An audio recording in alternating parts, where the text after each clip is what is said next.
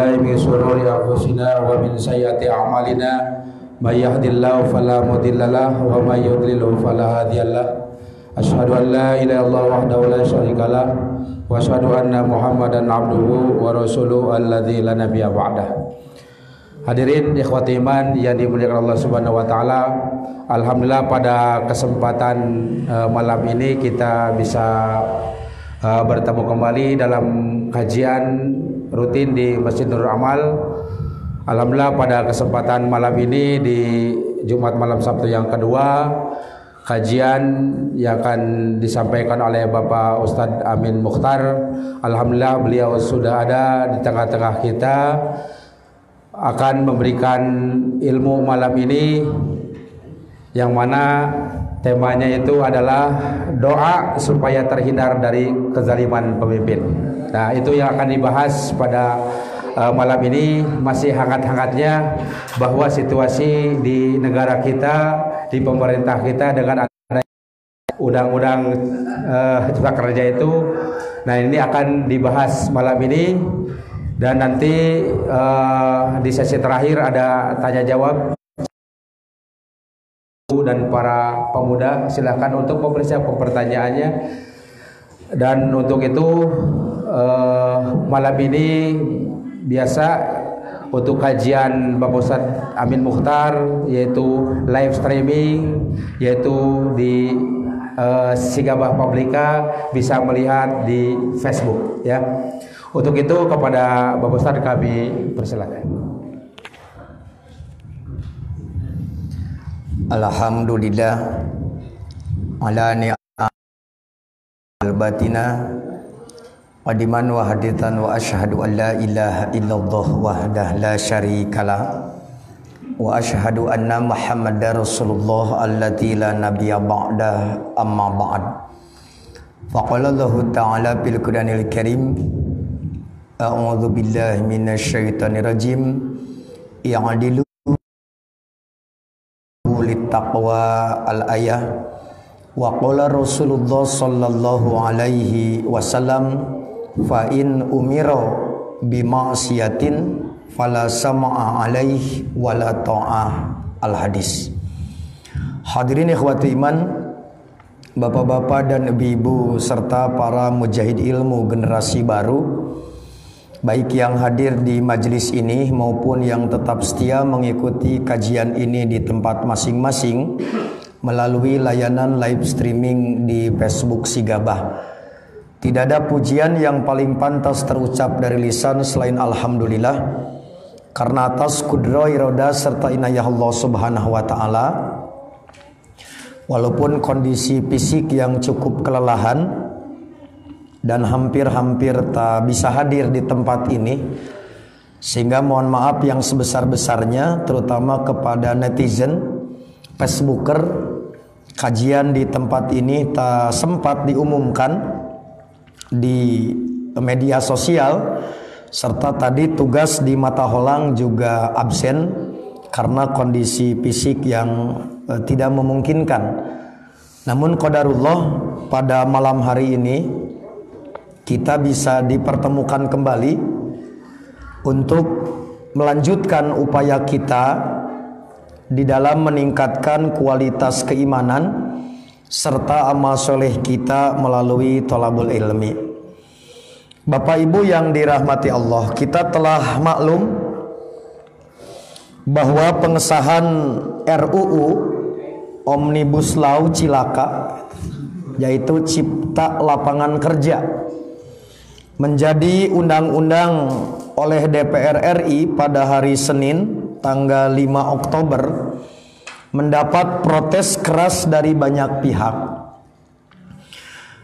Undang-undang ini dinilai akan merugikan rakyat Indonesia, bukan hanya persoalan buruh. Persoalan buruh atau pekerja hanyalah secuil klaster dari banyak klaster yang terangkum di dalam undang-undang ini, karena juga menyentuh persoalan lingkungan hidup, mengabaikan hak asasi manusia, urusan pendidikan, dan lain sebagainya. Protes penolakan undang-undang pandang mengandung kedoliman sistemik ini diwujudkan dalam ragam aksi, di antaranya aksi unjuk rasa di berbagai daerah di tanah air. Seiring dengan upaya ini juga tak sedikit muncul fatwa lama yang dipiralkan tentang haramnya demo begitu. Tetapi persoalan demo tidak akan kita bahas sekarang. Nanti insya Allah pada waktunya akan kami bahas bagaimana fikih demo menurut syariat Islam. Nah, maka yang ingin dibahas adalah pertanyaan-pertanyaan yang muncul. Yang pertama, selain tentang doa Nabi untuk para pejabat, baik yang amanah maupun khianat, juga doa bagaimana ketika pemimpin zalim tidak sadar saat diindahkan, maka kedolimannya tidak berdampak kepada masyarakat. Dan dua perkara ini telah dibahas di pesantren Ibnu Hajar hari Kamis pagi, dan juga kemarin di Al-Ma'arij telah dibahas. Maka dalam kajian kita di Nurul Amal ini adalah yang belum dibahas pada pertemuan-pertemuan lain, yaitu harus bagaimana umat Islam ketika pemimpin zalim harus disikapi. Inilah yang akan kita bahas pada kajian di malam hari ini. Yang pertama, Bapak Ibu, perlu ditegaskan kembali bahwa di dalam syariat Islam yang disebut dengan zalim secara sederhana dapat dimaknai melakukan sesuatu yang keluar dari koridor kebenaran. Keluar dari koridor kebenaran bentuknya bisa mengurangi, bisa melebihi batas. Salah satu di antara panduan yang dapat kita akses, dan ini yang populer di kalangan masyarakat yang lebih mudah untuk disampaikan, misalkan penjelasan Imam Ar-Raghib Al-Asbahani di dalam kitabnya Mufradat Al-Fadil Quran, ketika menerangkan konsep zalim di dalam Quran, beliau membahasakan yang disebut dengan az-zulmu adalah wad'u syai' fi ghairi maudhi'ihil mukhtasibihi. Zalim adalah meletakkan, menempatkan sesuatu bukan pada posisinya yang tepat. Bentuknya imma binuqsanin, karena mengurangi ketentuan yang seharusnya, au biziyadatin, atau melebihi batas yang seharusnya. Wa imma bi'udulin an waqtihi au makanihi, atau menempatkan sesuatu tidak sesuai dengan waktu maupun tempat. Tidak tepat waktu, tidak tepat tempat, itu pun termasuk kezaliman. Di antara zalim adalah perbuatan menggunakan milik orang lain tanpa hak. Ini seperti yang diungkap oleh Imam Al-Jurjani di dalam kitabnya At-Ta'rifat, termasuk kepada az-zulmu adalah at-tasarrufu fi milkil ghair wa mujawazatil haddi, yaitu menggunakan milik orang lain tanpa hak dan perbuatan melebihi batas. Itulah kriteria zalim yang sederhana, hasil rangkuman dari petunjuk Quran dan juga sunnah yang dirumuskan oleh para ulama. Maka Quran memberikan panduan lawan dari zalim adalah adil. Berarti Islam menaruh perhatian terhadap persoalan zolim, tujuannya menegakkan keadilan. Apalah artinya zolim dihapuskan? Perbuatan zolim ditentang sangat keras kalau adil tidak tercipta. Maka membicarakan tentang kezoliman, melawan tindakan kezoliman, tujuannya bukan mau melenyapkan kezoliman, tapi mau menegakkan keadilan. Sebab tanpa dihilangkan kezoliman, keadilan tak akan tegak. Itulah diantara catatan yang pertama yang harus disampaikan. Sekarang bagaimana jika kedoliman itu dilakukan oleh pemimpin, yang seharusnya pemimpin itu adil? Maka tentu kedoliman pemimpin berbeda dengan kedoliman orang biasa. Bukan berarti dolim orang biasa boleh, tetapi dilihat dari sisi dampak. Maka itulah kenapa seorang ulama, antara lain Fudail bin Iyad,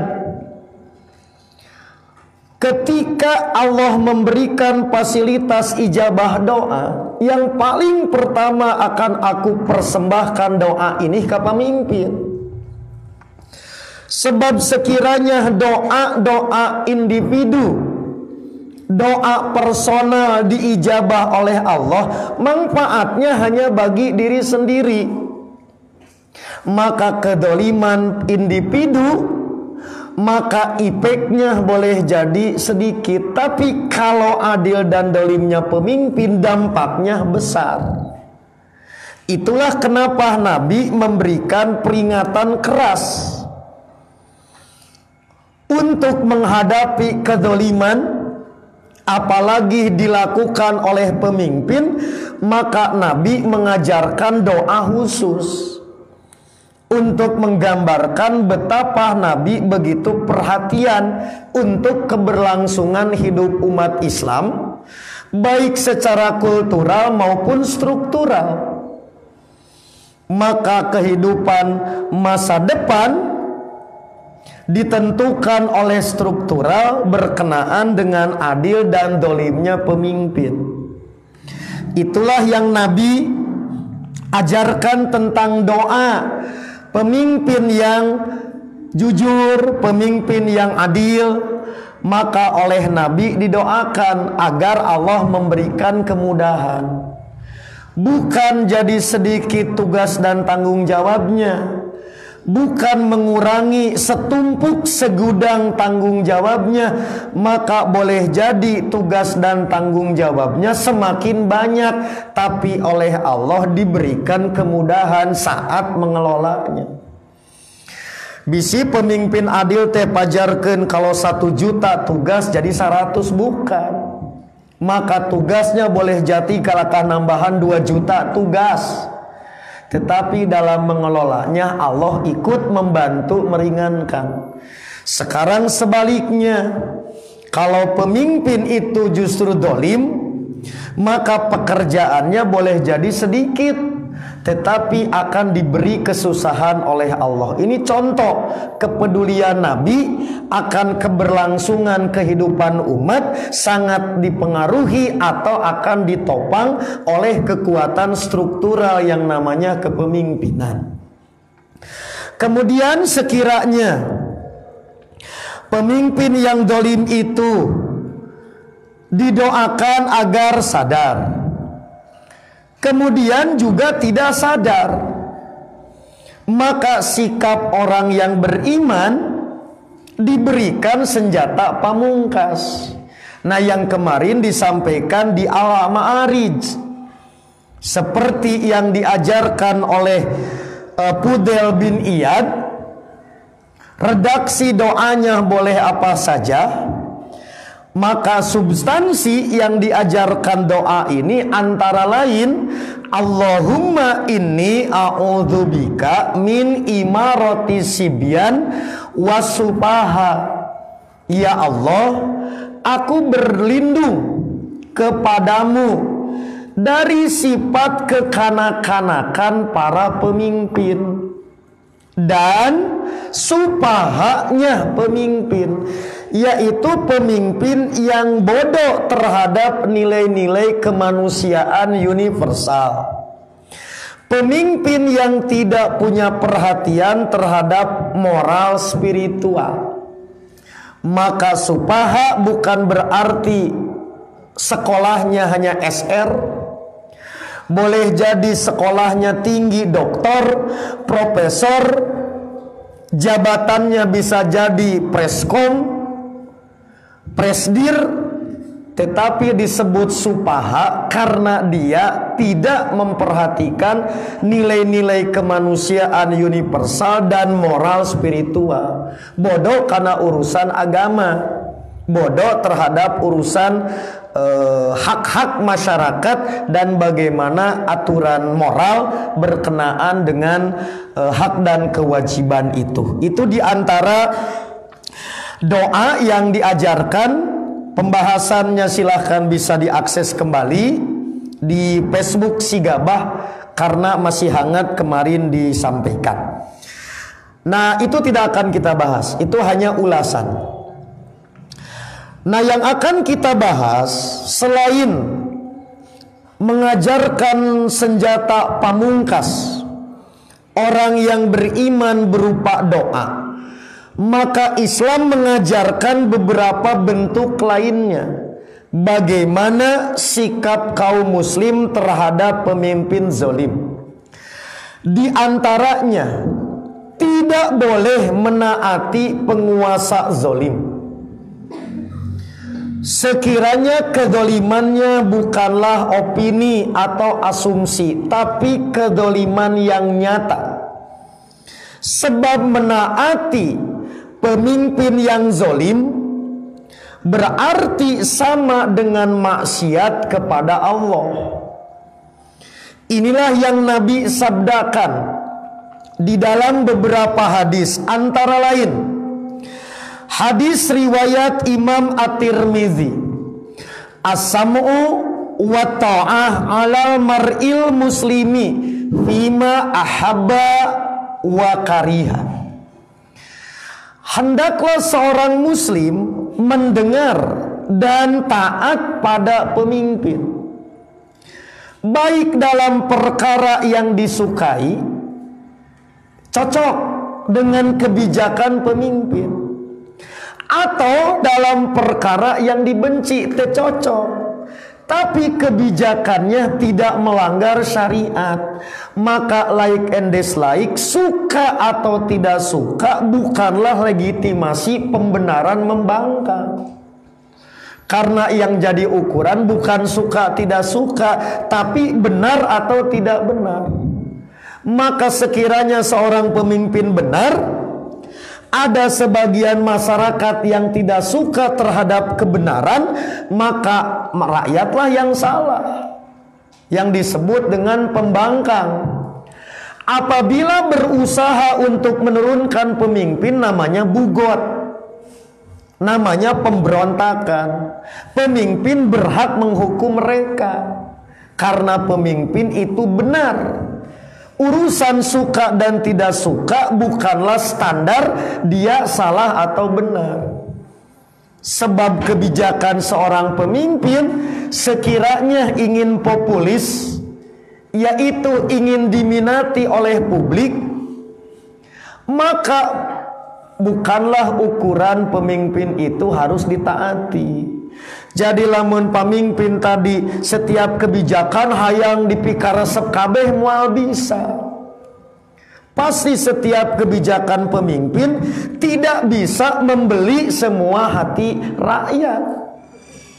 Karena itu mustahil. Kebijakan pemimpin hayang dipikaresep kabeh. Maka ukuran taat dan tidak bukan urusan disukai atau tidak, tetapi benar atau tidak benar. Oleh karena itulah, malam yu'mar bimaksiatin, umat Islam itu adalah umat yang paling taat, paling bager. Sebab sudah ada protokol syariahnya. Lain kulantaran diatur ku DPR umat Islam.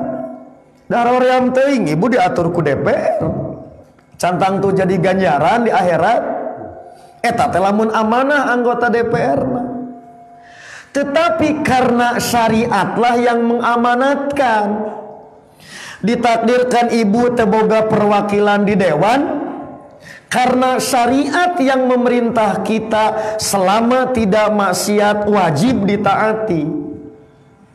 Contoh bu, kenapa lampu merah ibu beteren dina motor? Halo, apakah karena eta togut? Menisieun cenah ku lampu merah mesieun mah ku Allah gitu. Lantaran jadi musyrik sieun ku lampu merah mah. Bukan karena kita tahu aturan itu tidak melanggar syariat. Entong pedah aya polisi kakara eureun.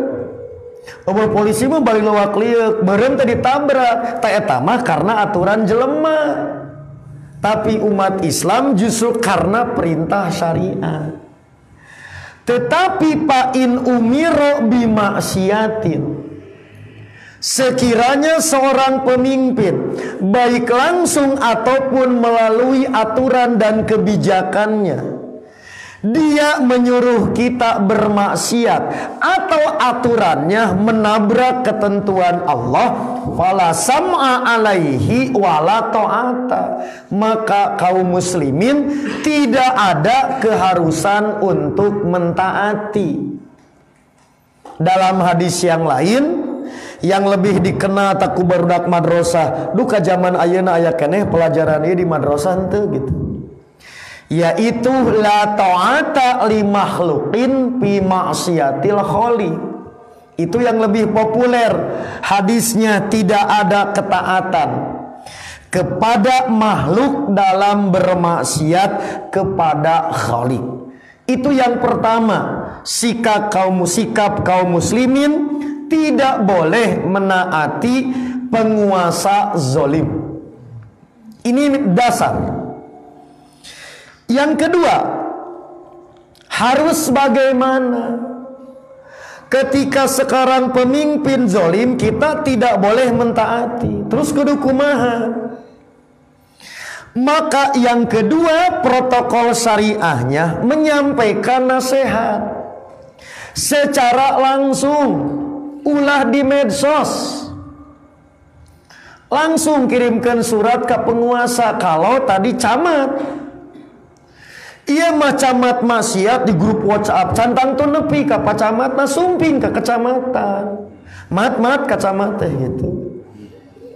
Setahu kami ada kebijakan bapak yang melanggar, kami keberatan kaum muslimin. Ini faktanya, apakah benar?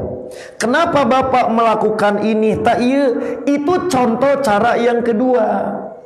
Jadi entong sok keluar tadi di medsos, di WhatsApp, datangan lantaran berkoar-koar di tempat lain belum tentu notok kana babato. Sumpingan. Lamun teu sia ku aing kempe sebana kan gitu. Nah, inilah yang sering dilakukan oleh sahabat. Ketika Abu Bakar tampil, aku bukan yang terbaik, ikuti aku selama kepemimpinanku sesuai dengan ketentuan Allah. Tetapi jika aku ada melanggar, maka ingatkan aku. Sahabat ngaracu, moal deui ku WhatsApp ka ustad mah tah ku bedog. Pan kitu mah. Jadi langsung nasihatkan dulu. Ini tahap yang kedua. Maka inilah yang dimaksud diantaranya sabda Nabi, ad-dinu an-nasiha. Agama ini an-nasihat. Sampai diucapkan 3 kali. Ditanya bagi siapa? Liman ya Rasulullah, lillah, wali kitabihi, wali rasulihi, wali a'immatil muslimin. Sok sampaikan. Ini penting. Kenapa? Karena budaya ini kalau tidak dibiasakan jadi ewuh pakewuh. Entong pameng bu di dia ketua PC Pak Haji Herlan. Sekarang anggota teu panuju kalakah diobrokeun di warung kopi moal aya pangaruh. Sumpingan Pak Haji, abdi aya saran. Kepemimpinan Pak Haji kurang pas. Pak RT, Pak RW sumpingan, Pak RW RR gitu kan. Urang ngopi bareng ayeuna obrolkeun nya gitu. Ieu perelek mahal teuing nya gitu. Nah jadi naik cenah ayeuna mah jadi saeta. Jadi saemer beas teh nu biasana sagelas. Nah itu contoh. Yang kedua adalah menyampaikan nasihat secara langsung. Ini bahaya di kita, Bu. Ketika saluran-saluran ini tersumbat, saluran-saluran yang demikian yang harusnya sederhana masalah itu menjadi mafsadat besar. Berarti ada budaya ewuh pakewuh itu yang harus diputuskan. Jadi tewararani ayeuna kudu wani da kitu. Syariat oge kuduna. Engke di jalan Cileunyi mah, engke di Bundaran Cibiru mah jalan katilu terakhir beda deui. Ieu heula. Nah, ini dikhawatirkan cara ini tersumbat. Jadi sararieun rek nepikeun teh. Akhirna wanina teh lobaan gontokan. Nah ini diantara yang harus disampaikan. Saya ambilkan contoh. Selain dalil adinu anasiha, maka kita juga mendapatkan petunjuk lain. Kenapa cara ini yang harus ditempuh? Sebab seorang pemimpin itu punya kehormatan. Apa namanya? Punya harga diri. Maka kenapa cara ini dulu yang harus dilakukan? Jangan sampai aibnya merasa diumbar. Maka disinilah Nabi menyampaikan sabdanya, Bu, di dalam riwayat Ahmad, yang hari ini tidak tepat penggunaan dalil, bukan dalilnya yang salah. Saat geus teu bisa dibejaan jadi dipakai dalil nyarek demo. Hadisnya yang tidak tepat. Nah berarti fakta-fakta lapangan itu penting.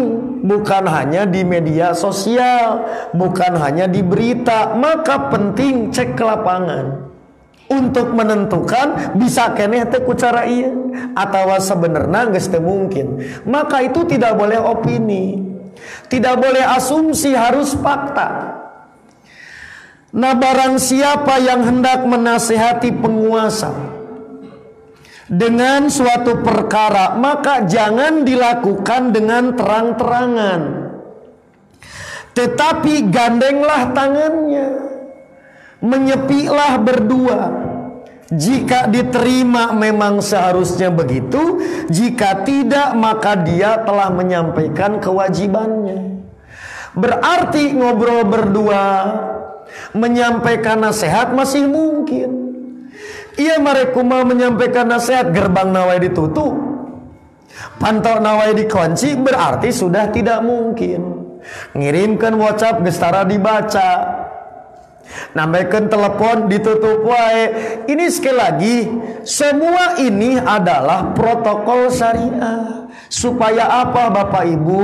Supaya kita melakukan ini bukan urusan suka atau tidak suka, tetapi ini adalah bagian dari kewajiban untuk taghayyur az-zulmi, yaitu merubah kedoliman, merubah kemunkaran. Sudah ya?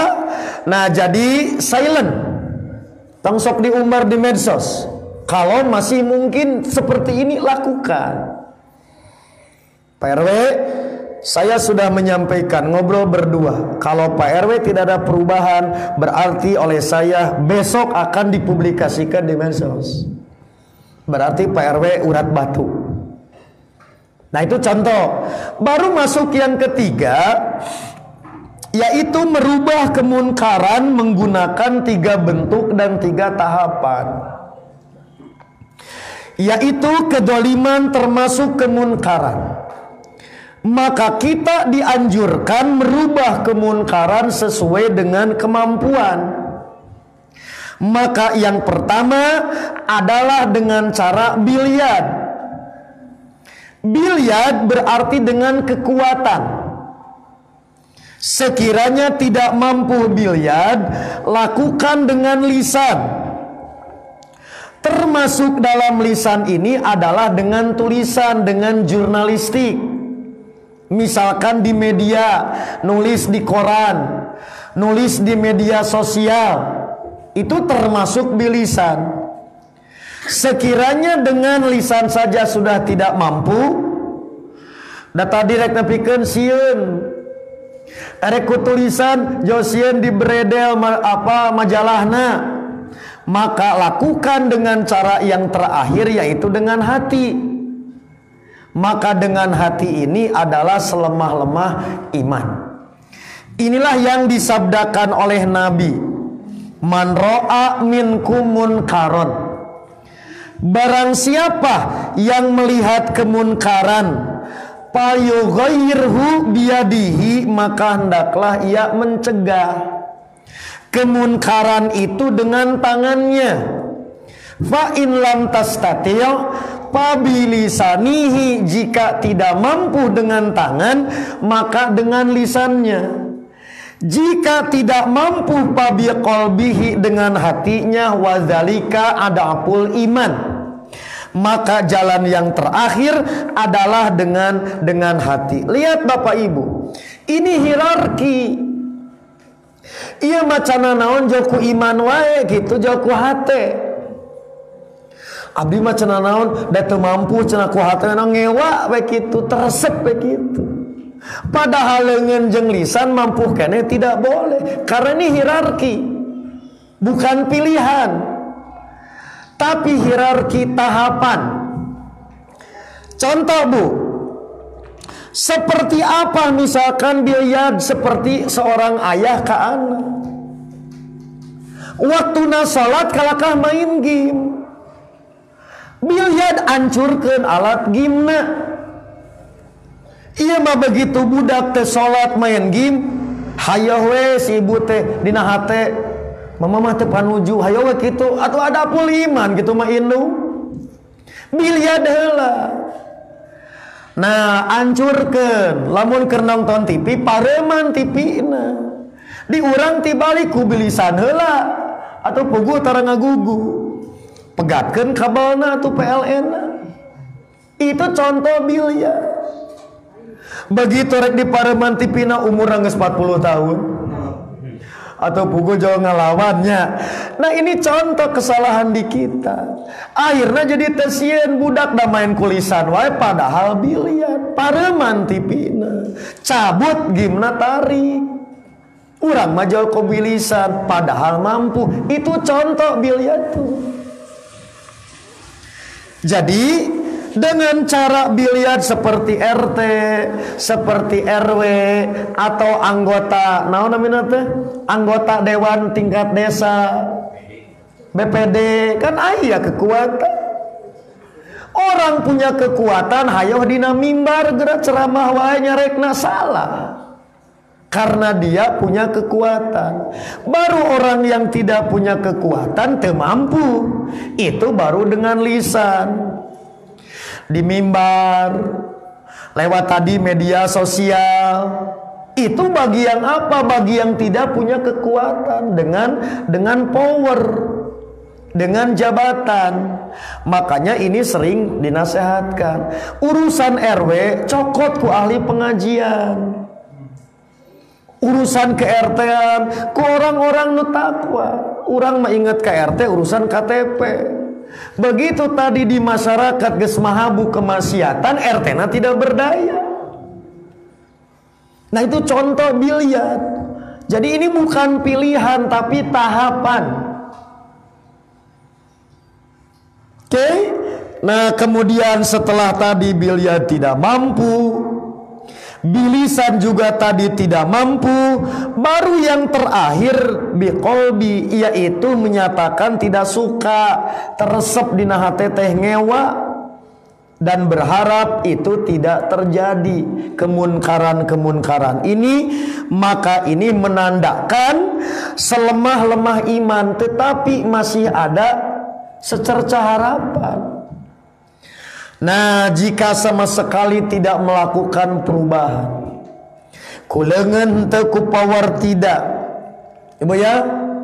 Kemudian tadi bilisan tidak. Ku hate wae henteu. Maka dia akan dihinakan di akhirat. Di antara dalilnya setiap muslim akan dihisab hari kiamat.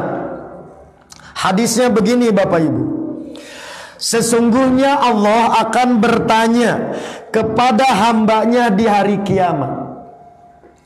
Maka Allah berfirman, Ma mana'aka id ra'aital munkara antun kiroh. Apa yang menghalangimu untuk merubah kemunkaran pada saat engkau tahu? Sang hamba menjawab, khosyitun nas, sieun ku jelema. Maka Allah berfirman, ana ahaku antakhsyani, bukankah aku lebih berhak kau takuti daripada manusia? Tanu ieu teh bujami nu sama sekali tidak bisa. Jadi ku hate wae henteu. Ongko teh satuju tapi hate teh are-are we. Ah bae lah. Kumaha maranehanana we. Henteu ngewa teh naon. Nah maka akan dihisab. Itu yang dimaksud kenapa engkau tidak merubah kemunkaran padahal engkau tahu. Dalam hadis lain, fa idza laqanallahu 'abdan hujjatahu. Ketika Allah menanyakan kepada hamba alasan kenapa dia tidak merubah. Ya Rabbi, rajautuka wa fariqtun nasa. Aku tidak melakukan itu karena aku berharap pahala engkau. Daripada masalah mending ngahindar. Maka Allah menyatakan kadab tak dusta. Lain harapan pahala sieun sebenarnya atawa teu peduli. Maka jangan dianggap enteng urusan kemunkaran. Matak alus keneh nu teu nyaho.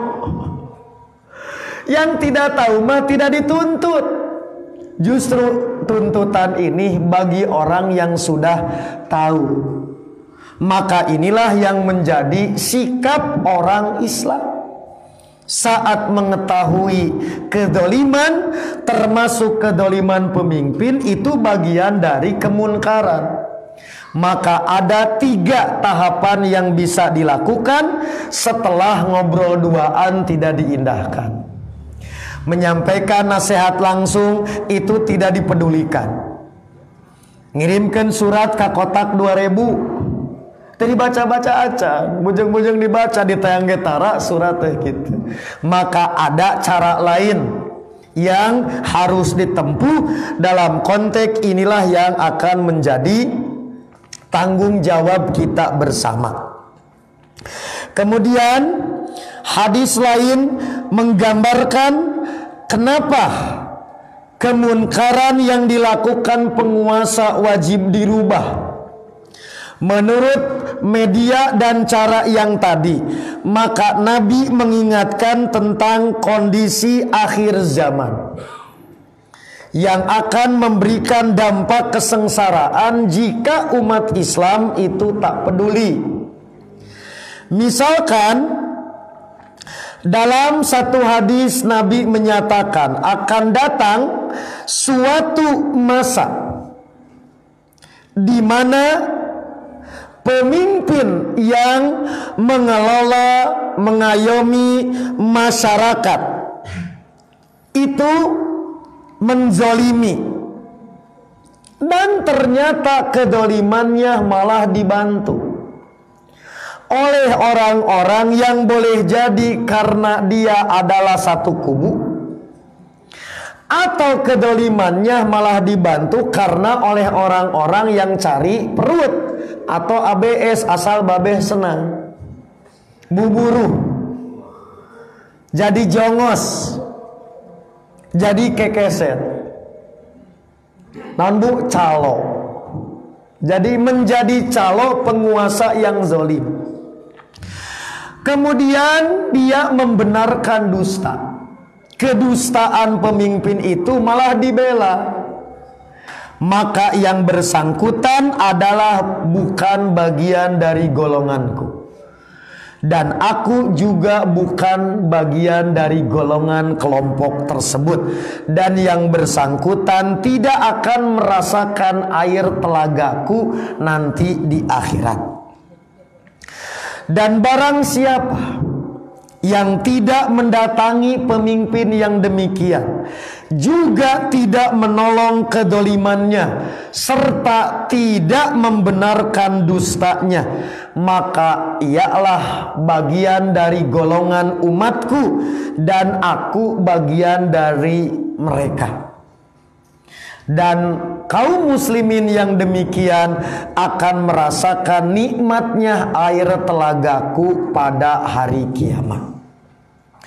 Di dalam hadis lain, Nabi bersabda, "Mamin nabiyyin ba'athahullah fi ummatin qabli illa kana lahu min ummatihi hawariyuna wa ashabun ya'khuduna bi sunnatihi wa yaqtaduna bi amrihi."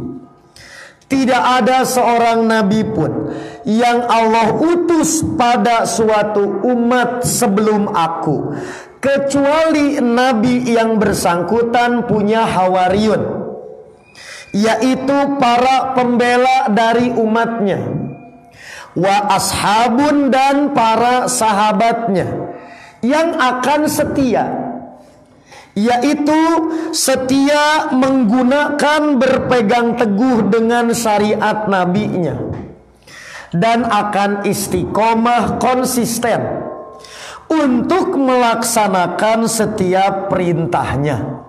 Itulah generasi ideal. Jangan salah Bapak Ibu. Kemudian kata Nabi, setelah itu akan datang generasi baru. Innaha takhlupu min ba'dihim khulupun yaquluna ma la yaf'alun wa yaf'aluna ma la yu'marun. Setelah generasi ideal, kaum muslimin sama seperti umat-umat terdahulu akan terjadi regenerasi yang kualitasnya sebalik dari generasi pendahulu, di mana generasi ini dia jago ngomong tapi tidak mewujudkan. Dia mengucapkan apa yang tidak mereka amalkan dan mengamalkan apa yang tidak diperintahkan. Maka saat terjadi generasi demikian, umat Islam harus bersikap. Pertama, faman jahadahum biyadihi fahuwa mu'minun. Barang siapa yang menghadapi generasi demikian dengan powernya, dengan tangannya, berarti yang bersangkutan mukmin. Dua, waman jahadahum bilisanihi fahuwa mu'min. Barang siapa yang berjihad melawan mereka dengan lisannya, fahuwa mukmin, berarti yang bersangkutan mukmin. Waman jahadahum biqalbihi fahuwa mukmin. Barang siapa yang berjihad melawan generasi demikian dengan hatinya, berarti dia mukmin. Kata Nabi, tidak ada level yang lain, yaitu walaisa waro'a dzalika minal iman habbatu khordalin. Tidak ada bentuk lain setelah apa Bu? Hati. Berarti orang yang tidak punya sikap terhadap perubahan kemunkaran, diragukan kemukminannya. Maka kenapa Bu dengan hati? Ciri dirina masih iman. Ieu mah ku hate wae geus henteu. Maka berarti diragukan keimanannya, atau boleh jadi dalam bahasa Hamka gitu, jika agamamu dihina orang terus ngajedog wae, Halo, iman keneh henteu ilaing gitu. Kitu lamun bade dikasarkeun ku bahasa orang Cinungu. Berarti tidak ada bentuk keempat kecuali yang bersangkutan sudah tidak ada rasa iman. Teu ngewa-ngewa aca. Atau ngagedur hate bu Allahu Akbar dina hate gitu. Berarti aya harapan iman teh aya kene. Tah teu kitu-kitu acan mah berarti keimanannya sama sekali tidak ada. Sekali lagi bu, ro'a minkum, bukan katanya, bukan dugaan, paling tidak melalui kajian berbagai pihak bahwa itu teh bener kemunkaran. Maka semua umat Islam diwajibkan untuk melakukan tagoyur. Berarti Bapak Ibu, dalam konteks tagoyurul munkar, unjuk rasa di muka umum itu dibolehkan sebagai cara terakhir dan tetap meminimalisir kerusakan. Apa bu? Agar tidak timbul mafsadat yang lebih besar. Nah ini sekaligus membantah fatwa yang umum sama sekali tidak boleh unjuk rasa. Tetapi tidak akan kita bahas di sini. Maka unjuk rasa bagian dari tagoyur al-munkar. Tahap terakhir juga dengan memperhatikan yang bahasa kita bukan mengandalkan semangat atau konon, tapi paling tidak rekomendasi kajian akademik dan berbagai catatan upaya yang tadi telah dilakukan. Insya Allah pembahasan mendalam tentang masalah ini akan saya sampaikan nanti pada kajian Majelis Sigabah dan Dialog Islam hari Senin malam Selasa pukul 20 live di Facebook Sigabah dan YouTube Dialog Islam. Tunggu tanggal mainnya. Semoga doa yang telah diajarkan Nabi dan yang diracik ulang oleh para ulama Bapak Ibu dapat menyadarkan para pejabat dan pemimpin masyarakat yang berlaku zolim agar segera sadar. Sekiranya tidak ada kesadaran, paling tidak dengan doa-doa yang dipanjatkan imbasnya tak kena kepada kita. Yang terakhir, semoga protokol syariah yang dikaji pada malam hari ini menguatkan apa yang tengah diperjuangkan oleh saudara-saudara kita dari kalangan buruh dan pekerja, para pelajar dan mahasiswa, serta berbagai elemen masyarakat lainnya, sehingga NKRI senantiasa berada dalam ridho ilahi, rakyatnya sejahtera lahir dan batin. Allahumma inni a'udzubika min imarati sibyan wa supaha. Allahumma aslih wulata umurina. Allahumma wafiqhum lima fihi solahuhum wa solahul islam wal muslimin. Rabbana atina fid dunya hasanah wa fil akhirati hasanah wa qina adzabannar. Demikianlah yang dapat saya sampaikan. Mudah-mudahan menjadi tambahan ilmu yang bermanfaat dan menambah vitamin serta nutrisi dan energi agar kita lebih semangat di dalam mengawal setiap langkah dakwah dan tarbiyah untuk izul Islam wal muslimin, terkhusus melalui wadah Jam'iyah Persatuan Islam. Sekiranya ada beberapa hal yang ingin ditanyakan, baik masalah terkait maupun masalah lain, begitu juga Bapak Ibu yang berada di rumah masing-masing, dipersilahkan untuk disampaikan di kolom komentar. Walaupun saya berhusnudon, Bapak Ibu mah tos palalinter. Aqulu qouli hadza wa astaghfirullah li wa lakum. Wassalamualaikum warahmatullahi wabarakatuh. Saya kembalikan dulu ke penguasa forum. Terima kasih kepada peserta yang telah memberikan solusinya. Mudah-mudahan apa yang barusan disampaikan bermanfaat bagi kita semua. Dan juga untuk sesi yang terakhir, yaitu tanya jawab, silakan. Saya akan menampung. Sesi pertama adalah dua orang, nanti ditambah 2 lagi. Silakan yang mau bertanya, live streaming dan maju ke depan dan menggunakan. Silakan. Nyatanya kan pernah linter kan?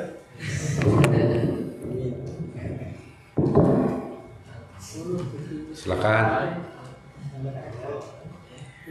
Pamit anu naros ditaros berarti. Ayo anak muda, para pelajar, ayo. Mujahid muda. Dipancing dulu Pak Ustaz. Coba dipancing. Sebentar muda. Ini Ustaz, tentang kemungkaran. Seandainya di negara kita ataupun di wilayah masyarakat kita ada yang berbuat kemungkaran, apabila dibiarkan, apakah kita itu akan berdosa?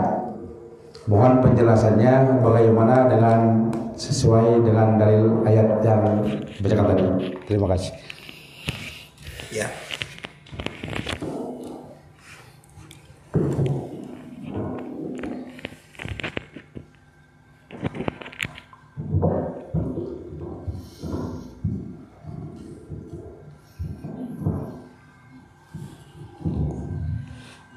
Hadis yang tadi saya bacakan antara lain hadis riwayat Imam Muslim menunjukkan bahwa sama sekali tidak ada kepedulian untuk merubah sampai tidak dengan tingkatan yang paling lemah dengan hati, maka hukumnya berdosa. Satu. Yang kedua, bukan hanya berdosa, tetapi akan memiliki dampak yang besar.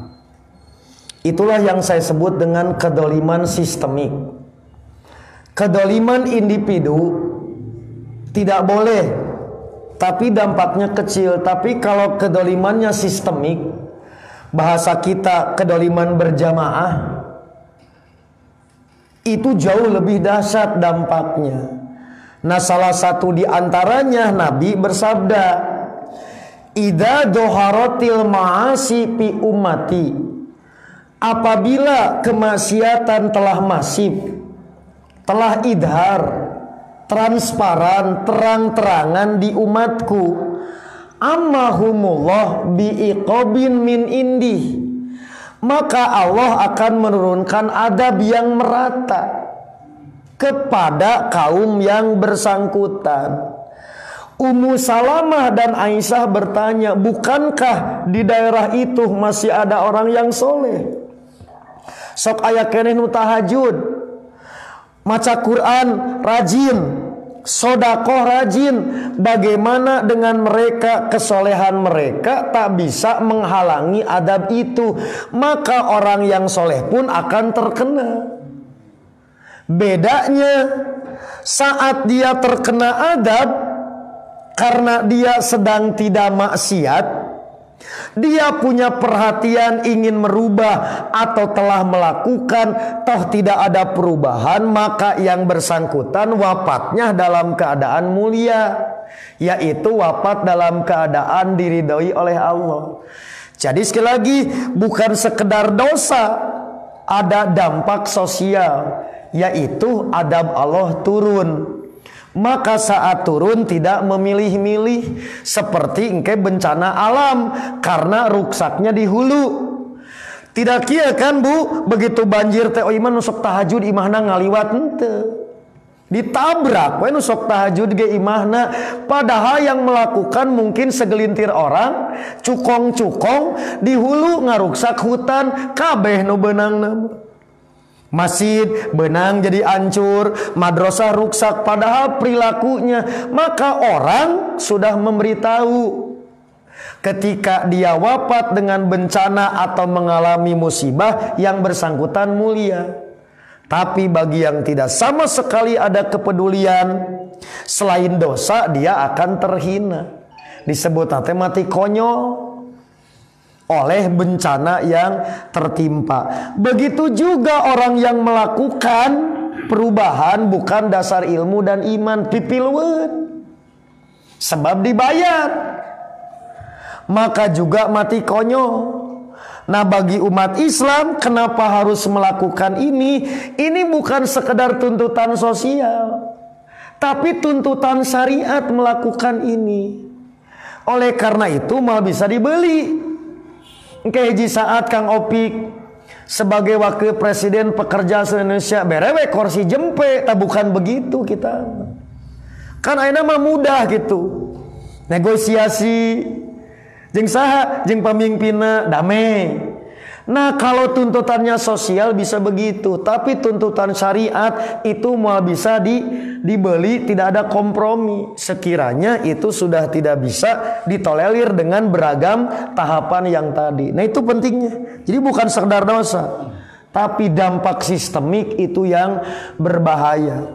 Seperti dalam urusan riba, moal tiasa ngalengitkeun riba ku takbir Allahu Akbar wungkul moal. Karena sudah masuk ke berbagai lini, maka itu harus diruntuhkan.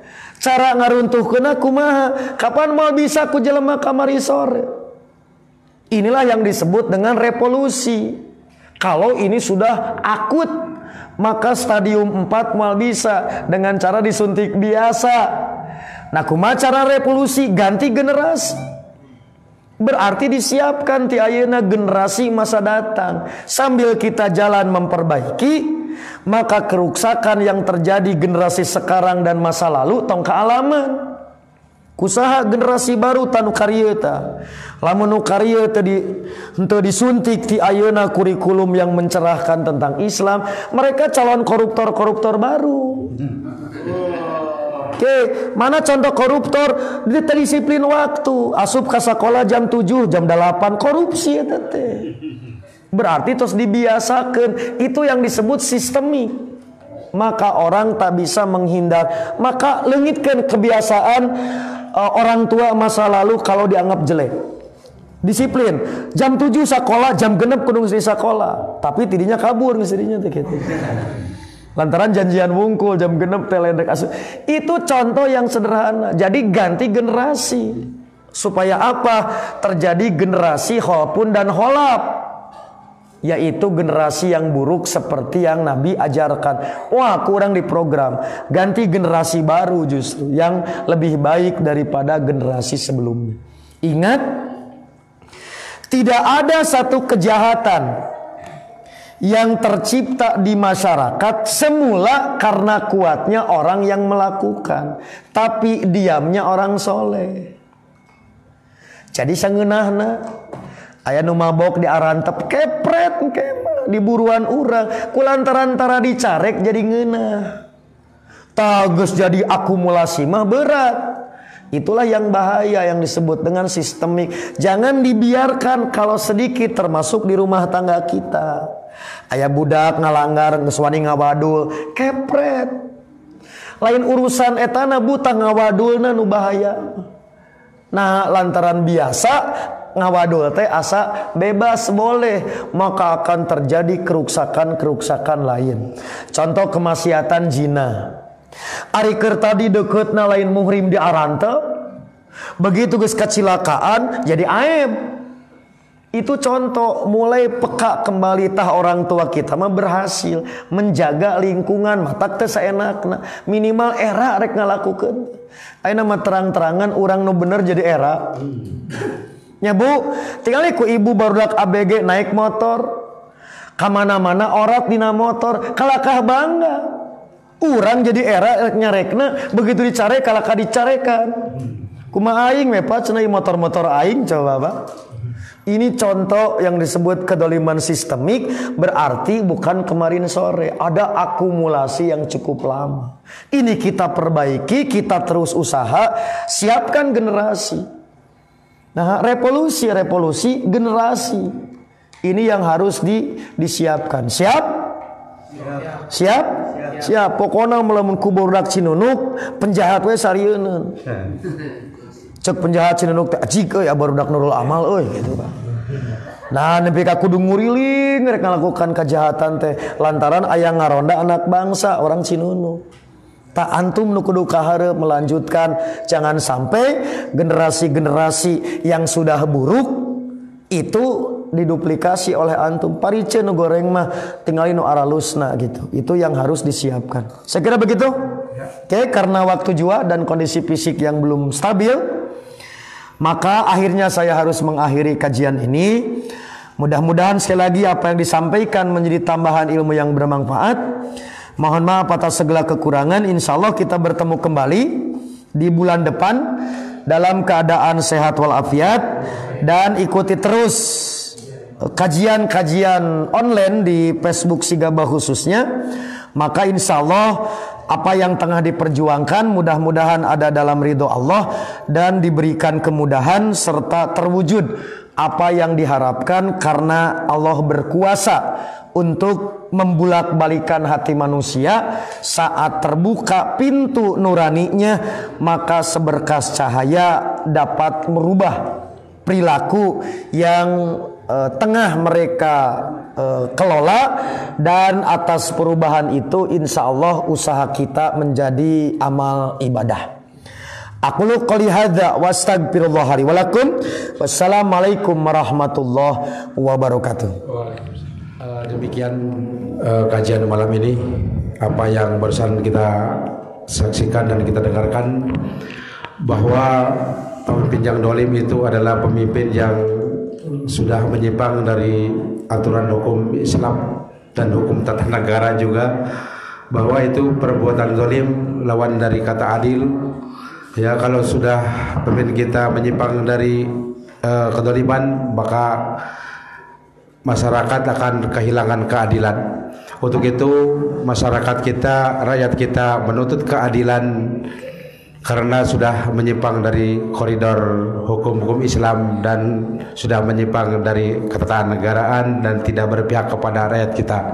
Jangan sampai Jawa Timur, Jawa Barat, ya, pemimpin makmur, rakyat melarat. Jangan, ya, itu, ya. Jangan Jawa Timur, Jawa Barat. Jadi pemimpin makmur, rakyat melarat. Maka dengan gitu rakyat kita berdemo besar-besaran. Nah, makanya kita dengan doa untuk pemimpin doa ini, mudah-mudahan pemimpin kita, wakil rakyat kita, mudah-mudahan diberikan kesolehan, ya, dan mudah-mudahan berpihak kepada rakyat. Demikian untuk kajian pada malam ini. Kita berjumpa di minggu yang ketiga. Insyaallah Bapak Ustadz Nurdin Syabana akan hadir, dan juga kita sama-sama untuk thalabul ilmi di Masjidul Amal. Karena di Masjidul Amal kita hadir untuk thalabul ilmu akan menambah ilmu dan amal. Demikian kami tutup dengan Rabbana atina fid dunya hasanah wa fil akhirati hasanah wa qina adzabannar. Assalamualaikum warahmatullahi wabarakatuh.